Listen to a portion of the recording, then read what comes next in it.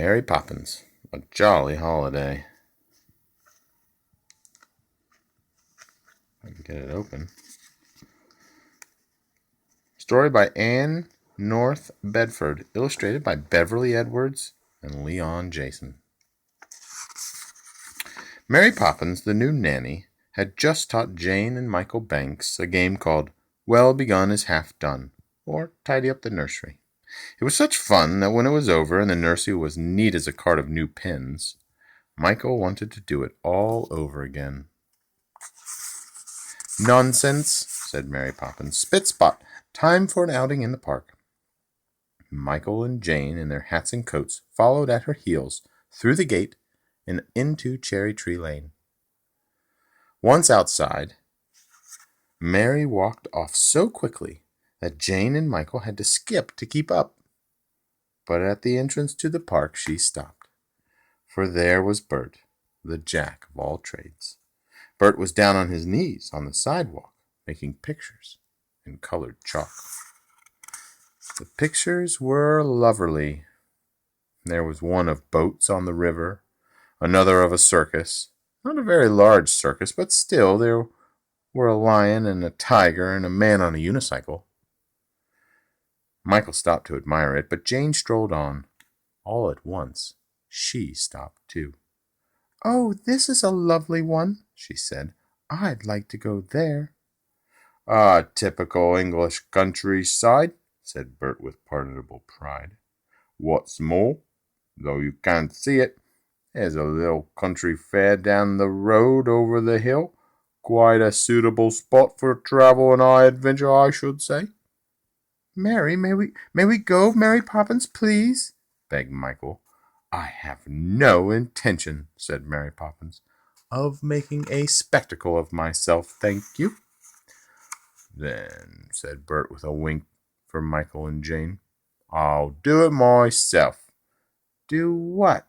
asked Michael. "Bit of magic," said Bert, taking each child by the hand. "It's easy. You wink, you think, you do a double blink, you close your eyes and jump." "Really?" sniffed Mary Poppins. But she put up her umbrella and away they all went, straight into the typical English countryside. It was a beautiful spot, green and quiet and sparkling with sun. Bert and Mary Poppins were dressed to suit.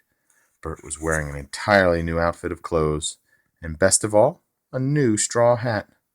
Mary Poppins was dressed in the height of fashion, from her wide-brimmed bonnet to the diamond buttons shining on her shoes. Jane and Michael looked just as elegant. "I thought you said there was a fair," said Michael, who was not impressed by fine clothes. "So I did," Bert answered with a smile. "Down the road over the hill. Don't you hear the music of the merry-go-round?" And all at once they did. So over the hill ran Michael and Jane. "My," said Mary Poppins, as Bert took her arm and they swung off down the little country road, "I might be having my day out. This is quite a holiday." At the word, Bert clicked his dancing heels and turned up his voice in song. "Any day with Mary," said Bert, "is a jolly holiday."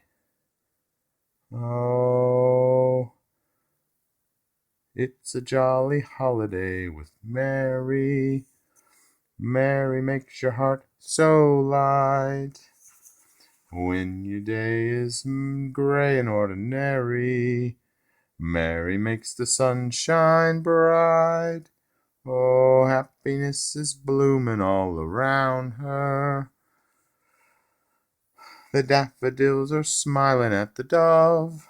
When Mary holds your hand, you feel so grand. Your heart starts beating like a big brass band. Oh, it's a jolly holiday with Mary. No wonder that it's Mary that we love. Oh, it's a jolly holiday with Mary. Mary makes your heart so light.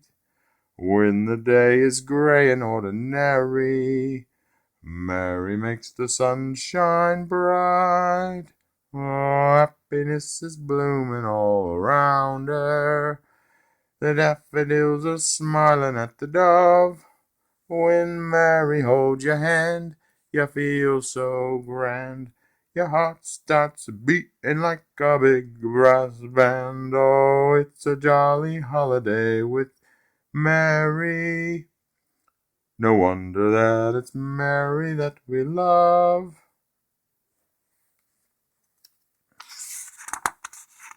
And all the animals of the countryside came out to greet Mary Poppins.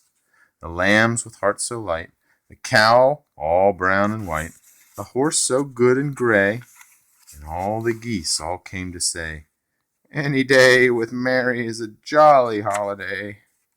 "Nothing makes a holiday complete," said Bert, "like a spot of afternoon tea." He waved his arm, and there before them, in an open place filled with sunlight, stood a tea pavilion. "Strike me pink," said Mary Poppins. That was what she said when she was especially pleased. Soon they were seated at the best table, with waiters hopping about to serve them. "Now then," said Mary Poppins, studying the menu, "what would be nice? I'll start with some raspberry ice, and then some cakes and tea." "Anything for you, Mary Poppins," said the waiter, who looked exactly like a penguin. "Order what you will, there'll be no bill. It's complimentary. Oh, it's a jolly holiday with Mary. No wonder that it's Mary that we love. It's true that Mavis and Sybil have ways that are winning, and Prudence and Gwendolyn set your heart spinning. Phoebe's delightful, Maud is disarming, Janice, Felicia, Linda, charming, Cynthia's dashing, and Vivian sweet, Veronica's magnificent, and Agnes and Jane, convivial company time and again. Dorcas and Phyllis and Gwendolyn are sorts, all agree are three jolly good sports, but cream of the crop, tip of the top, is Mary Poppins, and there we stop. When their tea was finished, Bert and Mary waltzed away. It was much too jolly a holiday to walk in the usual way, so down the road they went to the merry-go-round. The merry-go-round slowed down as they approached it. They leapt aboard, landing gracefully on their horses. Jane and Michael were ever so pleased to see them. "Imagine," said Jane, "our own private merry-go-round. Oh, this is such fun." "Very nice," said Bert, putting on a fine air. "Very nice indeed. That is, if you don't want to go anywhere." "Who says we're not going anywhere?" said Mary Poppins, with a toss of her head, and she had a word with the guard. "Right-o, Mary Poppins." He smiled, and he lifted his cap. Then he pulled the tallest lever on the merry-go-round machine, and off went the horses, tum-tum-tea-tum, across the countryside. In the distance was a hunting horn. "Follow me," said Mary Poppins, calling over her shoulder, and away they rode to the call of the horn, passing huntsmen and hounds and all. As they galloped on past, Bert even reached down and scooped up the fox for a ride. They were traveling so fast that the children scarcely noticed that Mary Poppins had left their side. Suddenly, Mary Poppins was in the middle of a horse race, and being Mary Poppins, she won. While Mary Poppins received congratulations on her splendid victory, Jane and Michael watched from the top of a fence where they sat eating taffy apples with Bert. It was then that the first raindrops fell. There was a flash of lightning, then a sudden downpour. They all huddled close under Mary Poppins' umbrella, while all around the countryside seemed to run together. Mary Poppins' pretty bonnet melted, and the diamonds vanished from the buttons on her shoes. Jane and Michael looked politely away. Why, there was the park. They were standing on the sidewalk just around the corner from Cherry Tree Lane, and on the pavement Bert's drawings were melting into bright puddles of rain. "Oh, Bert," said Mary Poppins, "all your fine drawings." "They are more where they came from, Mary," said Bert, and he smiled at her as if